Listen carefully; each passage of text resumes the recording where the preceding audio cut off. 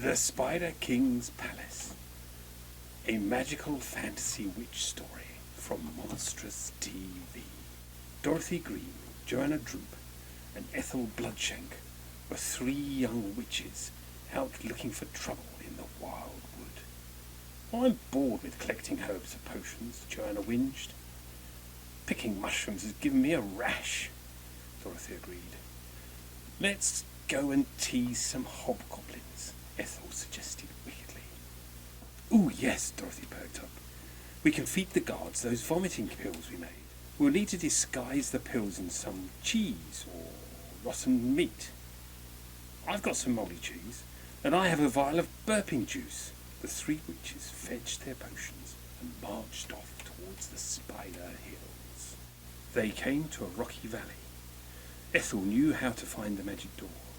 She placed a crow's feather on a flat rock and knocked on it 7 times, and it turned into an iron door. The door opened and 2 hobgoblins came out. What do you want? The first demanded. We wish to see your king, Dorothy said. Here is a gift for you. Ethel held out a piece of mouldy cheese with vomiting pills stuffed inside and a lump of stale bread soaked in burping potion.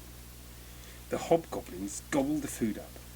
Within seconds they were rolling around on the ground, being sick and burping loudly. Ethel skipped around them and through the magic door. The others followed, giggling, but Dorothy thought the game was a bit cruel. The 3 witches ran down a stone tunnel. Down and down they went, into the palace of the Spider King. They burst into a large cavern.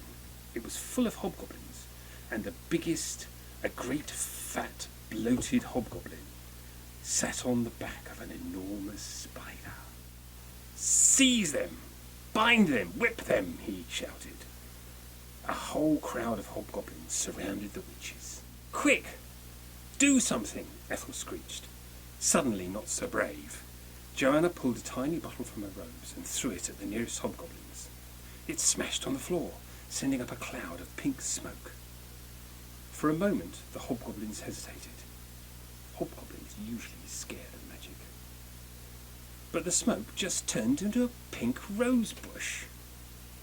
Ethel pulled some stink bombs from her robes and threw them every which way. But the hobgoblins were not disgusted at all. If anything, they enjoyed the horrid smells. The hobgoblin king blew a brash horn. He advanced on the witches, riding his horrible spider steed. The other hobgoblins fell back.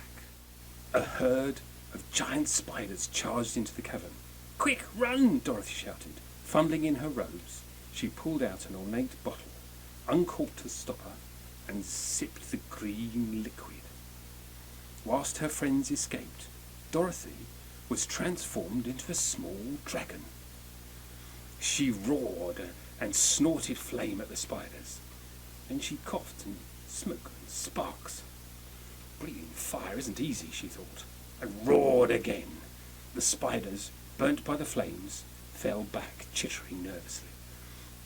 The transformation was beginning to wear off, so Dorothy ran after her friends. They leapt over the goblin guards, who were still lying on the ground looking sorry for themselves. Once the witches were some way from the Spider King's palace, they sat down and had a rest. Well, now we know why it's called the Spider's Hills, Dorothy said. Maybe we'd better stick to brewing potions in future, Joanna said.